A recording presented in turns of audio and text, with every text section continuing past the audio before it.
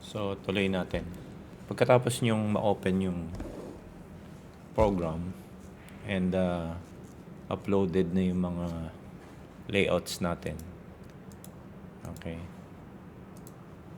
Sinasabi ko itong apat na ito, sana makuha nyo yan. And if not, huwag kayo kasing mahiya na magtanong sa akin. Okay? Andyan yung GC natin. By the way, itong ginagawa ko, or kung mayroong talaga kayong spare time, huwag kayong mag-alala, hindi masasayang yan. Basta may spare time pinag-usapan natin. I mean, free time kayo kaysa kung ano pa yung gawin nyo. Ito, magiging kayo dito. Magiging dalubhasa kayo dito sa scheduling at hindi nyo pagsisisihan yan dahil magkakaroon kayo ng isang option na magkaroon ng trabaho once na nakatapos na kayo, nakakuha na kayo ng board exam at kayo nakapasa. Napakabilis ang pagtanggap sa inyo kung malalaman nung company na marunong kayo sa scheduling. Okay? So, eto, sinabi ko lang yan kasi baka sabihin nyo, nasasayang lang naman yung time ko diyan. Ang haba na naman ng video. Okay? So, yun yung gusto kong i-express na basta may free time kayo, panoorin nyo ito. Sinisiguro ko, mapapakinabangan nyo ito someday. Okay, so let's proceed. So, uploaded na yung mga files. Ayan. Hindi na kayo mahihirapang mag-ayos nung view ng program. Yung activities nyo, andyan na siya. Columns, dyan. And then, pati na yung Gantt chart natin, okay na. And, ready for na yan, printing. Okay? But, kailangan nating i-add muna yung logo. So, dito tayo mag-start ha. I-add muna natin yung logo. Paano ba yan? Okay. Malalaman nyo walang logo kapag nag-preview kayo. Okay. So, yan. Although, andyan na yung mga layouts natin. Okay. By the way, yung paggawa ng layout na ito, don't worry. Discuss natin yan sa meron akong clarification dito. Ngayon, sundan nyo lang ha. Andyan na yung layouts. Na-apply nyo na yung layout. Paano gumawa ng layout? Sa kabilang yan. May part doon na ginagawa. I-detail ko yan talaga. So, ngayon, sundan nyo lang ha. So, may layout na tayo. But, ang problema, walang logo. So, paano natin lalagay yung logo? Okay. So, dyan. Kaya kasama doon sa mga files na send sa inyo. Itong folder na ito. Ayan yung logo. Okay? And tandaan nyo, okay, itong version na ginagamit nyo ay version 20. Okay? Now, dito mayroon itong capability na mag-store ng image. Specifically, yung logo. So, pagpunta nyo dito sa Enterprise, tingnan nyo, ayan stored image. Yan. Pag-click nyo ganyan, okay, nakapag-store na ako dito. Try kong i-delete. Hindi naman siya madi-delete unless there is another one. So anyway, ignore nyo na mayroon siya dyan. Kasi sa inyo, sure ako wala yung naka-stored na image. So dito, ang anong image o images na i-install nyo ay di yung dalawa logo. So dito, mag-ano ka lang. Okay? Add. Ayan. And then, puntahan mo yung downloaded files natin. Nasaan na ba yun? Actually, ito siya. Okay? Yung folder logo. So, ito, i-click mo lang siya ng magkasabay o magkasunod. And then, open. Pupunta na siya dyan. Okay? Now, dalawa na yung dyan. Tanggalin na lang yung isa. Ito. By the way, yung may check, hindi nyo yung matatanggal. Yung wala lang check, yun lang yung pwede nyo i-delete. Okay? So, andito na si PICE, andyan na yan si UB. Okay? Sample, lang naman yan. Logos. Okay? Any logos, pwede nyo i-add dito. Okay? So, once na-added na siya, andun na sa system ninyo. Okay? Anytime pwede nyo siyang gamitin. Okay? So, andun na siya sa system. Then, pag-click ko niyang preview, nasa printing, di ba? Wala yan, ano? So, punta ka dito sa setup. Then, options. Sorry, not options. But header. Kasi dito sa header, dito sa kaliwa, walang logo. Doon sa kanan, dapat may logo, pero wala pa rin logo. Kasi yung method na ginamit ko doon sa ating mga samples noon, hindi ko pa ginagamitan ng stored images o image. So dito, it's just another way, pero mas okay itong yung method na ito, ha? So instead of picture, dito sa left, ayan na, take note na nasa header tayo. Okay? Pipiliin nyo instead of picture, stored image. Okay? Naka-default kasi sa akin. Now, sa inyo, kung ano yung may check, alabas siya dyan. Pero kung wala pa yan dyan, i-click nyo lang dito. Okay? So, ayan. So, yung unang check, yung unang may check yun yung papasok. Okay? So, selected na siya. Then, i-click nyo sa kanan. Ayan. Okay? So, papalitan nyo rin siya ng stored image. So, huwag kayo matakot dito dahil ito yung naka-check. Punta ka lang dyan. I-check mo naman yung kabila. Na? Okay? And then, select. Yan. Apply. Okay? So, dito, baligtad. Yung UV nasa kanan, yung PICE nasa kaliwa. Kung gusto nyo pagpalitin, balik ka lang dun. Okay? Header. So, ito, click mo doon sa kaliwa. Okay? So, ito yung i-select mo. Okay? Punta ka sa kanan. Yan. And then, click mo lang naman sa kanan. Tapos, check mo naman yung kabila. Lipat-lipat lang naman yan. Okay? Apply. Yan. Now, in case na nasa one side naman siya, i-combine nyo lang yung dalawang logo, papasok siya ng bigla. Kulang lang tayo sa time, kaya hindi ko na i-demo yun. More on common lang naman yan common sense. Okay? So, ayan, may logo na tayo. And then, of course, lahat may logo yan. And close ko lang to, ha? Yung layout. Ito yung preview. Okay?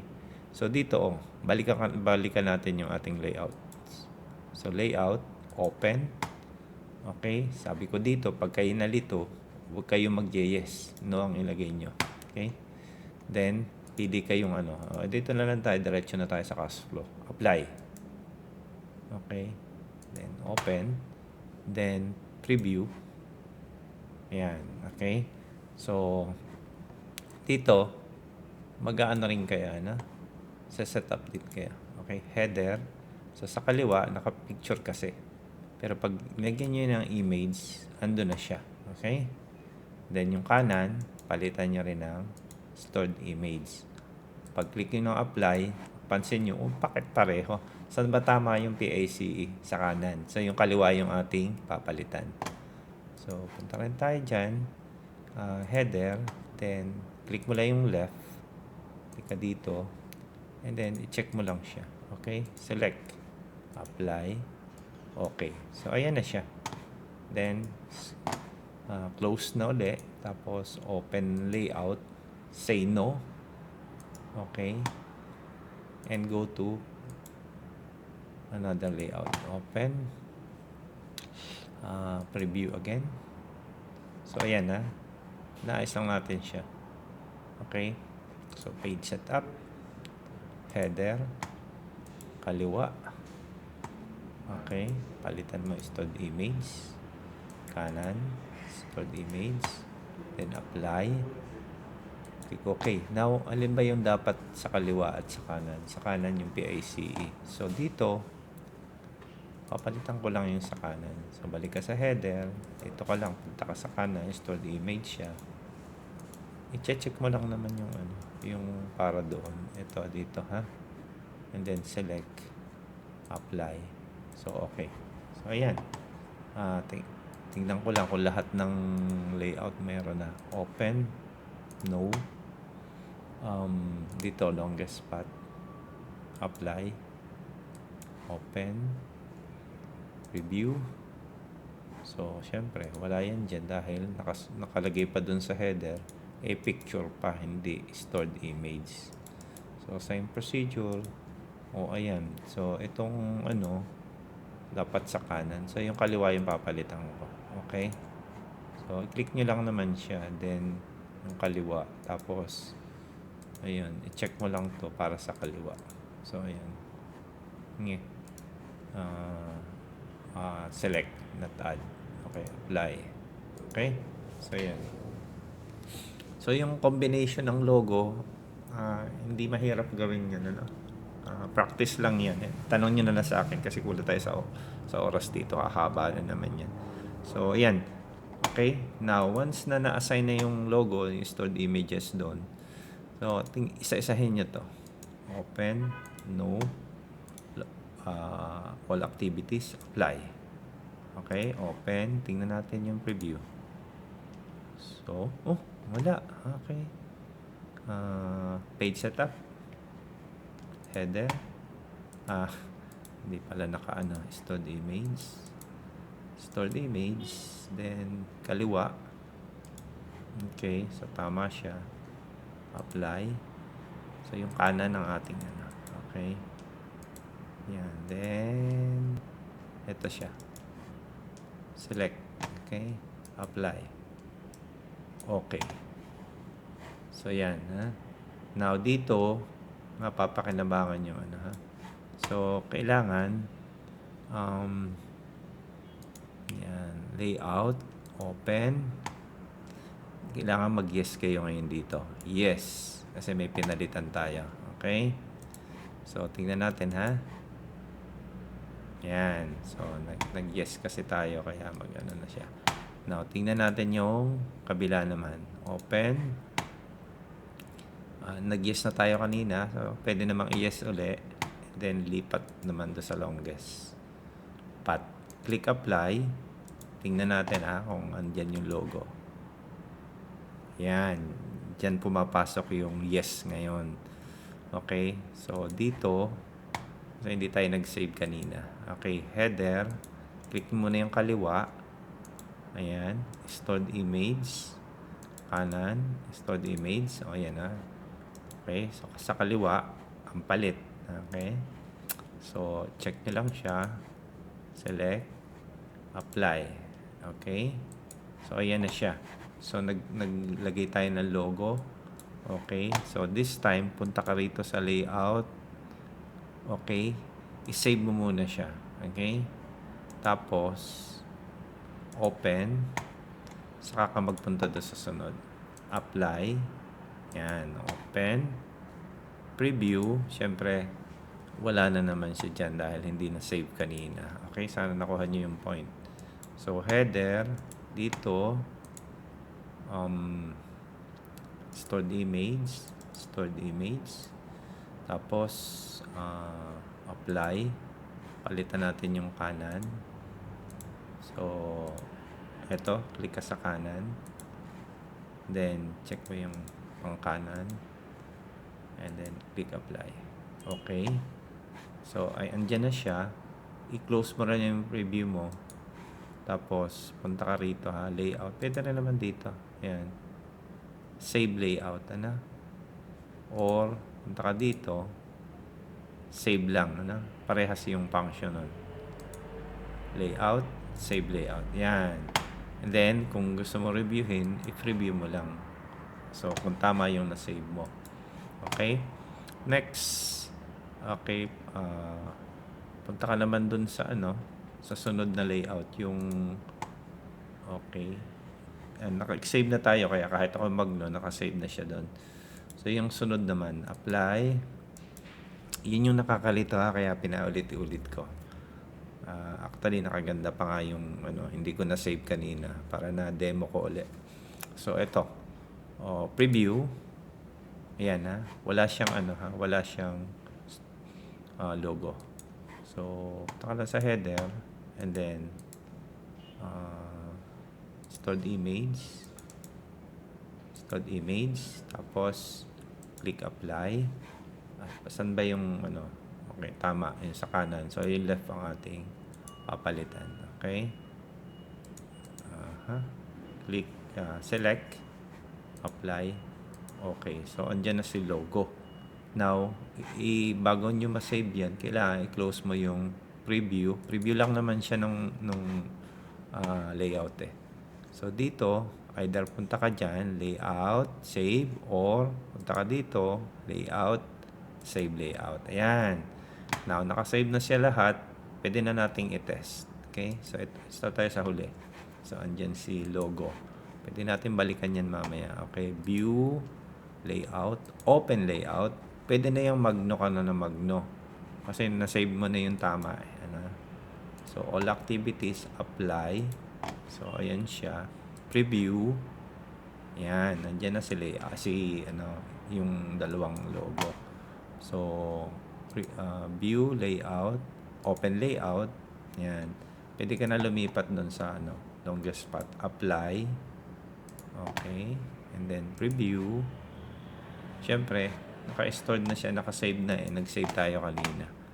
So, dito, pwede na open.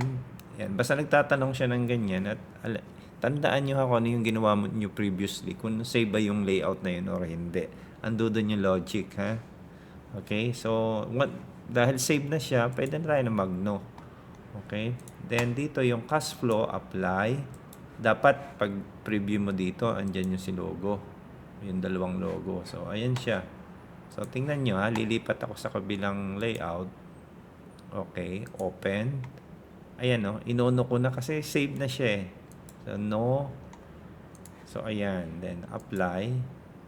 Open. Preview.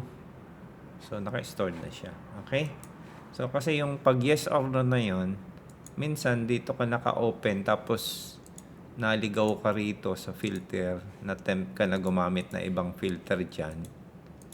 Yan, let's say, kunyari lang, kahit na itong critical na yan, apply. Ayan, nako, ayan, nag-iba na yan. Ay, nataranta ka. So, pag ikaw ay rito, open, ayan, kapag nag-yes ka dyan, lagot ka, yung iyong project monthly manpower na yan, ay magiging, magiging yan. So, no ka dito. Ha? Dapat maliwanag iisip nyo. So, ayan, dahil, yan, sabi nga, napapunta ka sa ibang layout, para hindi masira to, napaka-sensitive kasi nito, ayan, punta ka na lang niya kahit alin dyan, wala kang isi-save dyan, ha? Click apply. Ayan. So, tingnan natin kung may nasira. So, wala. Okay. Layout. Kasi hindi mo sinave yung huli na yan. Ayan. Apply. Ayan. Preview. Okay. So, ayan. So, ayan yung tungkol doon sa logo. Okay. So, save ko muna ulit ito para hindi magkagulo yung ating mga video. So, ayan yung about logo and layout. Ha? So,